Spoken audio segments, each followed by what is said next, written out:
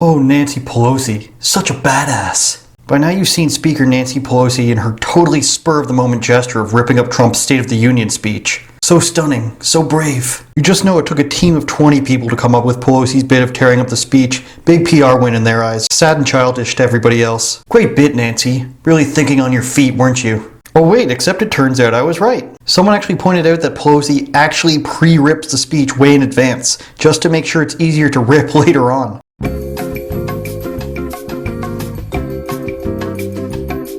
How totally unpredictable. And not prepared at all, Nancy. When she wasn't busy softening up those 4 pieces of paper like Smithers for Mr. Burns, Pelosi actually managed to stand up and applaud with everybody else for a few things. But of course she didn't stand and applaud for the accomplishments that actually help American people.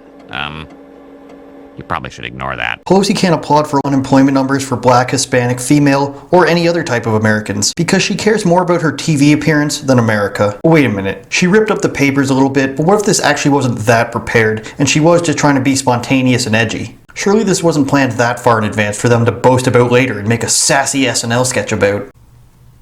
Right? Really? Who was I kidding? Even moderates like Tim Pool thought this was ridiculous. But maybe it was just a response to all of the lies that Trump included in his speech. What's more upsetting to you? The meaningless theatrics of the opposition, or the dozen-plus false or misleading statements the president told the American people? An Al Jazeera analyst wouldn't mislead us, would they? Maybe I'm wrong. Maybe this time it's a legitimate fact check from the New York Times. Maybe. The first claim in this article admits the statement is mostly true, followed by a subjective statement being, quote, misleading, and the last says it needs more context. These are your top 3 examples? Give me a break. Fact-checking used to just be part of being a journalist. And then in 2016, during the Trump and Hillary debates, all the news networks just decided to make up fact-checking departments so they could mislead people about what Trump was saying after the fact. And we remember how that turned out, don't we?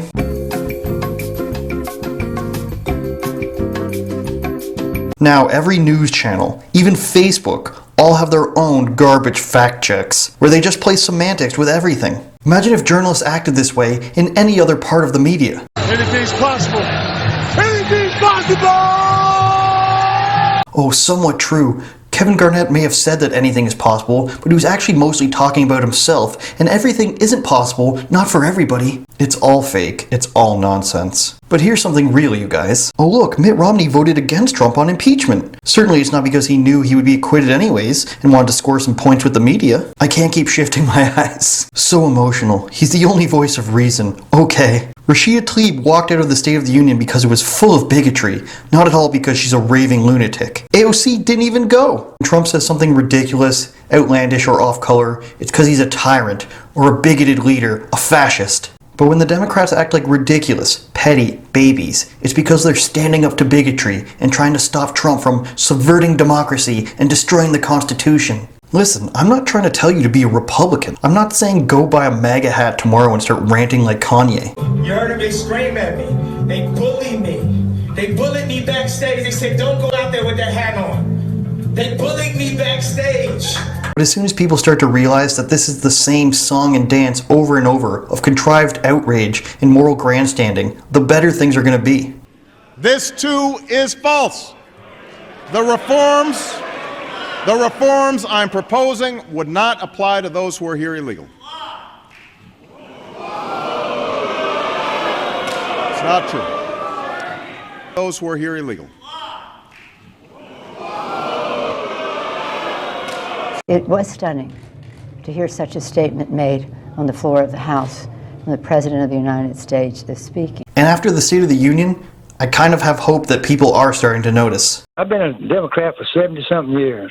And what I've seen tonight of the Democrat Party, I am changing my mind. I mean, I'll probably still be a Democrat. But as far as I'm electing for a goddamn Democrat, never again. I am a Democrat as well, but no longer will I vote Democrat. I think it's outrageous that they sat there when all these good things are happening to our country and how much we love our country, and they looked like they hated our country. And Nancy Pelosi, the whole time she's sitting up there with a disgusting look on her face, it's outrageous. I will never vote Democrat again, and I'm sick of it, and my whole family feels the same way. My husband, my friends are sitting here, all former Democrats. We all voted for Hillary last time, and therefore Never, ever will we ever vote Democrat again. You know, it's always portrayed that the Democrats don't love their country. Well, we love our country, and we want to see it succeed.